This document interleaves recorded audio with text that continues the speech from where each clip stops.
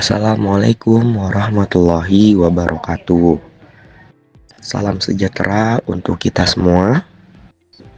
Kami dari kelompok 3 Program Studi D4 Manajemen Pelabuhan dan Logistik Maritim tahun 2025 akan mempresentasikan tugas mata kuliah pengantar transportasi, yaitu artikel dengan judul Tinjauan Komparatif Penelitian Terdahulu sebagai dasar perumusan konsep pembiayaan baru untuk peningkatan layanan Mikrotrans Jaklingko di DKI Jakarta. Pertumbuhan penduduk dan urbanisasi di DKI Jakarta menyebabkan meningkatnya penggunaan kendaraan pribadi yang menimbulkan kemacetan dan polusi udara. Untuk mengatasi hal tersebut, pemerintah Provinsi DKI Jakarta meluncurkan program Jaklingko, yaitu sistem transportasi umum terpadu yang menghubungkan Transjakarta, MRT, LRT, dan Mikrotrans. Namun masih ada beberapa kendala seperti jumlah armada yang terbatas, waktu tunggu lama, fasilitas halte yang kurang memadai, serta tekanan pada pengemudi untuk mencapai target operasional. Tujuan penelitiannya yaitu yang pertama, membandingkan hasil penelitian terdahulu terkait pembiayaan transportasi publik. Kedua, merumuskan permasalahan utama dalam skema pembiayaan Mikrotrans Jaklingko. Yang ketiga, menyusun rekomendasi mode pembiayaan baru yang berkelanjutan dan berorientasi pada peningkatan kualitas layanan. Penelitian ini menggunakan metode studi pustaka komparatif untuk meninjau hasil penelitian terdahulu. Hasilnya menunjukkan bahwa kualitas pelayanan dan fasilitas berpengaruh besar terhadap kepuasan pengguna. Meski kebijakan tarif Rp0 berhasil menarik minat masyarakat, kualitas layanan belum optimal, terutama dalam hal kenyamanan dan ketepatan waktu. Dalam artikel ini, kami meninjau dan juga membandingkan 3 penelitian terdahulu yang relevan dengan artikel yang kita tulis sekarang, yaitu membahas layanan Mikrotrans Jaklingko.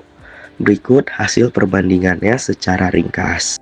Ya, penelitian ini dilakukan oleh Lukiana dan rekan-rekannya pada tahun 2025. Penelitian ini menggunakan metode kualitatif deskriptif dengan fokus pada pengaruh pelayanan Jaklingko terhadap kepuasan warga Sunter Agung, Jakarta Utara. Hasilnya menunjukkan bahwa pelayanan Jaklingko berdampak positif terhadap kepuasan penumpang. Faktor utama yang berkontribusi adalah kenyamanan tempat duduk, kebersihan kendaraan, serta supir yang ramah dan potensial. Namun masih perlu banyak perbaikan pada ketersediaan tempat duduk dan ketepatan jadwal operasional. Penelitian kedua oleh Maria Febrianti Bonavantore dan Purwati Ningsih tahun 2025 menggunakan metode kuantitatif deskriptif dengan 100 responden. Mereka meneliti pengaruh kualitas pelayanan dan fasilitas terhadap kepuasan pengguna Mikrotrans rute Tanjung Priok, Pelumpang. Hasilnya menunjukkan bahwa kedua variabel tersebut berpengaruh positif dan signifikan terhadap kepuasan pengguna, dengan kontribusi sebesar 81,1%. Sedangkan sisanya dipengaruhi faktor lain di luar penelitian ini. Penelitian ketiga yang dilakukan oleh Sinta Aprilia dan Winda Widowati tahun 2024 yang menggunakan metode kualitatif deskriptif. Penelitian ini menilai kualitas pelayanan Mikrotrans Jaklingko dari sisi sumber daya manusia, sistem, strategi operasional, dan interaksi pelanggan. Hasilnya menunjukkan bahwa pelayanan Mikrotrans berkontribusi positif terhadap mobilitas warga, namun kualitasnya belum optimal, terutama pada aspek informasi, kemudahan, dan kenyamanan. Masalah utama terletak pada sistem aplikasi, armada, dan pembayaran yang belum efisien. Dari ketiga penelitian tersebut, dapat disimpulkan bahwa kualitas pelayanan dan fasilitas menjadi faktor utama yang memengaruhi kepuasan pengguna Mikrotrans Jaklingko. Artinya, tarif gratis saja tidak cukup. Dibutuhkan peningkatan kualitas layanan agar program ini benar-benar berkelanjutan.